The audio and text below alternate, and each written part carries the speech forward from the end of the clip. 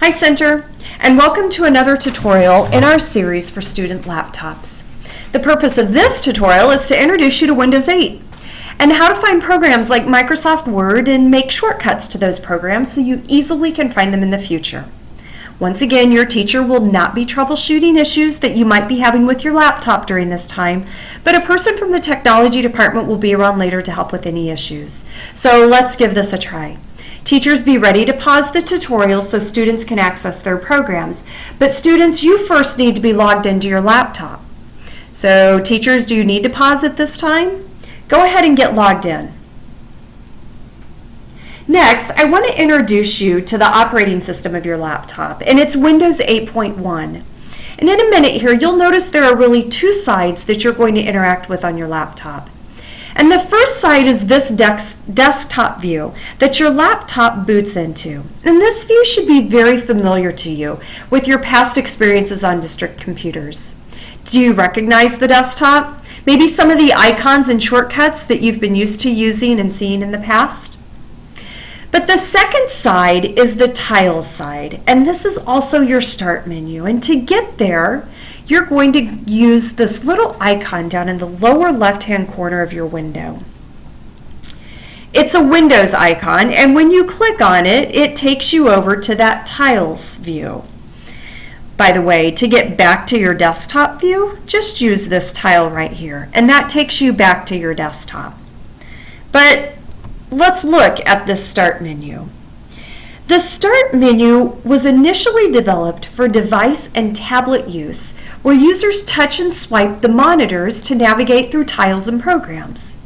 Our laptops are not enabled for touch recognition, so you won't get the full experience of this particular side of the platform, and that's okay.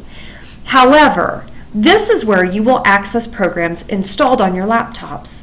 So while we're here, let's look for Microsoft Word. The easiest way to do this is just start typing the word Word. And once you start typing, your search menu will appear on that right-hand side of your monitor.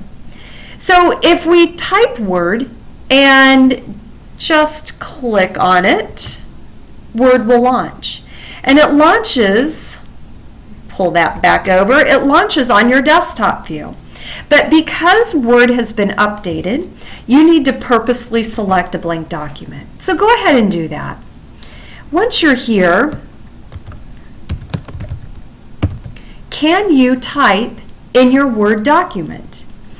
The technology department has noticed that there might be a handful of laptops out there where you cannot. And if your laptop is one that you cannot, just minimize Word and then go back down to the taskbar and restore it again.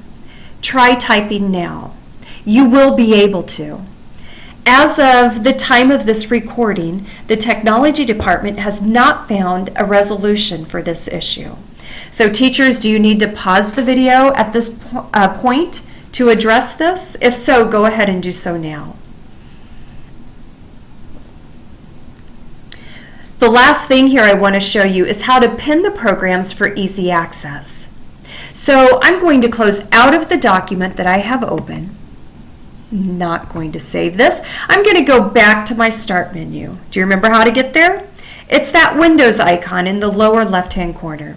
Let's search for Word again, but this time before clicking on it and before pushing Enter, let's right-click Word 2013.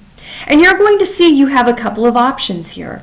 The first one would be to pin to the Start menu, but what I want to show you is to pin it to the taskbar. So go ahead and do that. And when you do that, it doesn't really look like anything happened. But I'd like for you to click away from your search bar and without searching on any of your tiles. And that's going to remove the search bar. But let's go back to your desktop. Click on your desktop tile. Now, in this desktop view, I think you can see, and I hope yours happened to get pinned down there, our icon for our Word 2013. Now, I very easily can launch it from right here in the desktop view instead of toggling back and forth to that Start view. I'm going to go ahead and close out of this. So again, that was going back to that Start screen. And this time I'm going to search for PowerPoint. And before I click on it or before I push enter, I'm going to right click it and I'm going to pin it. Now I can pin it to the start bar, and what this does is it just puts an icon right here. So now when you're on your desktop view and let's say you need to launch PowerPoint, you just go to your start view, click on PowerPoint, and it launches in your desktop view side. So teachers, I'm going to ask that you pause the tutorial for a minute. And students, why don't you search for programs that you use frequently, like Word or PowerPoint or Excel, and make shortcuts to them on the taskbar or your start menu. Why don't you go ahead and do that now?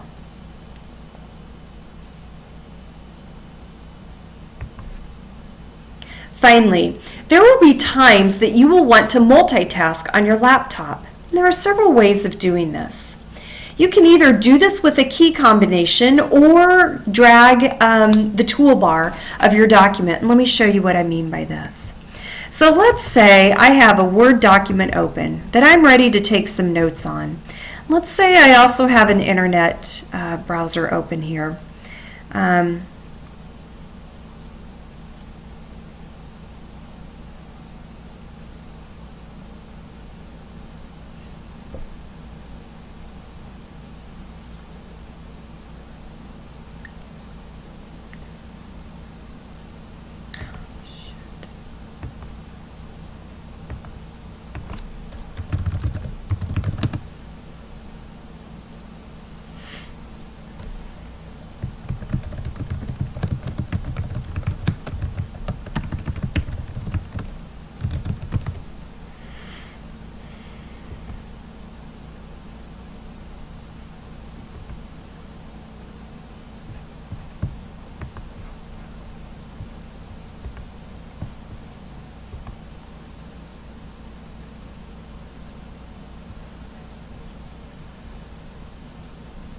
So we're going to say that my internet site is just this primary document of a letter.